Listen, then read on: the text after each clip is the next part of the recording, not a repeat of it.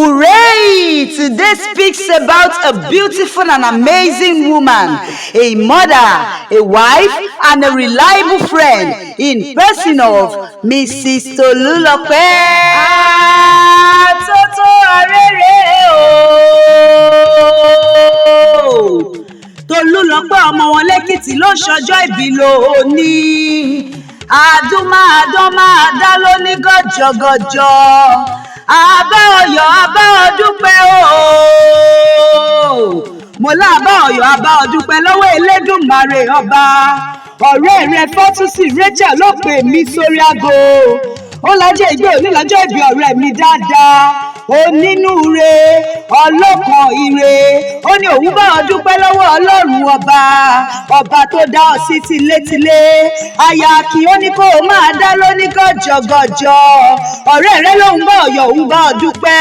Ó lòun bá ọ dúpẹ́ pé ọmọ rẹ Brian òdòkú mọ́ ọ lọ́wọ́. Tolúlọpẹ́ lágbára Ọlọ́run ò ní fọwọ́ rẹ gbọ́mọ̀ sí i. Ò ní mọ sáré ọmọ nínú ọdún tuntun. Àlékún owó, àlékún ọrọ̀, àlékún ìbàlẹ̀ ọkọ̀ nínú ọdún tuntun. Ọlọ́jọ́ ìbí òní bó ti wù kó pẹ́ láyé tó òní mọ̀ nira. Fozi Glow Skincare ní ọpẹ́ ní fẹ́lẹ́dùmarè ọba tó pa ọmọ bí ẹyẹ ojú. Ọlọ́run tó ń bá ní lálejò tó ń bá ní wá ohun tó nílé máa jẹ. Ọba lànà ọba lónìí ọba títí ayé àìnípẹ̀kun. Àtóbi tán àdára tán ọba mi tí kìí ṣá tí kìí dìbàjẹ́. Olórúkọ àpèrire Tolúlọpẹ́ aya kí ọdún tó mú lónìí o. Ó ní ọdún tó mú lónìí ọdún owó, ọdún ọlá, ọdún ayọ̀ ló máa bá wọn ṣe, òní bá wọn ṣọdún bànújẹ́. Iṣẹ́ rẹ̀ ò ní diṣẹ́ mọ́ ọ lọ́wọ́, ọkọ̀ ò ní kú mọ́ ọ lórí. Ìwọ náà wá ní ìrìnà sọnù nínú ọdún tuntun. Tolúlọpẹ́ o, dákun máa gbọ́ dídùn ẹnu mi. Betí rẹ̀ bá ń já dákun má ṣe mi kàn rárá. Òní tí ń ṣọjọ́ ìbí rẹ̀ ló fẹ́ mú mi dénú ìyẹ̀wò àwọn bàbá rẹ̀. Gẹ́gẹ́ bí ọ̀rẹ́ rẹ̀ CEO Fozi Glow Skincare ti fi rán mi sí ọ. Ọ̀rẹ́ rẹ̀ ló ní kí n bá òun kí ọ bí ológun ẹrú. Ó ní kí n bá òun kí ọ bí ọlọ́gbọ̀n ìwọ̀fà o. Ó ní kí n bá òun kí ọ bí ológun kẹ̀kẹ́ ìyẹn bí wọ́n ti ń poríkì wọn lẹ́kìtì kété nínú ilé bàbá tó bí ọlọ́mọ gọ́gọ́. Tolúlọpẹ́ o, mẹ́bí wọn lọmọ wọn lẹ́kìtì kété ilé ọmọ wa ọmọ ẹkùn. Tolúlọpẹ́ ìwọ lọmọ olókè méjì takọtabo lórí ara wọn. Èkìtì pẹ̀lẹ́ ọmọ ọlọ́yẹ̀mọ̀yìn.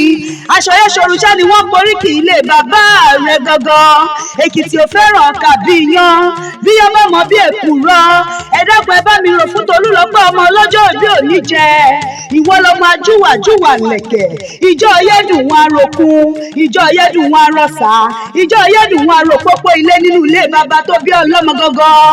Tolúlọpẹ́ ìwọ lọmọ ọwọ́ o, ọmọ ọwọ́ nìyí. Ẹ̀yin lọmọ ẹkùn, ọmọ ẹkùn kínní, ọmọ ẹkùn kejì, ọmọ ẹkùn kẹta. Àlùgbọ́ nìyí ọmọ ẹkùn mọ́kànlélógún nínú ilé bàbá rẹ ni. Bébí wọ́n máa pè yí lọ́mọ bá mẹ́kùn kí n bá ọ mẹ́wúrẹ́. Tolúlọpẹ́ ta ni òṣà ìmọ̀ pé ojú ewúrẹ́ bá ní lẹ́rù jẹkùn lọ nínú ilé bàbá tó gbé bí ọlọ́mọ gangan. Ìwọ ti ṣọdún òní náà o. Mọ̀mí Brian, ìwọ tó ṣọdún òní ló tún ṣe mí sí nínú ọláńlá, ẹ̀mí gígùn àti ìfàyàbalẹ̀ ọkàn. Ọ̀rẹ́ rẹ wá ní kí n máa kọrin fún ọ wípé happy birthday to you.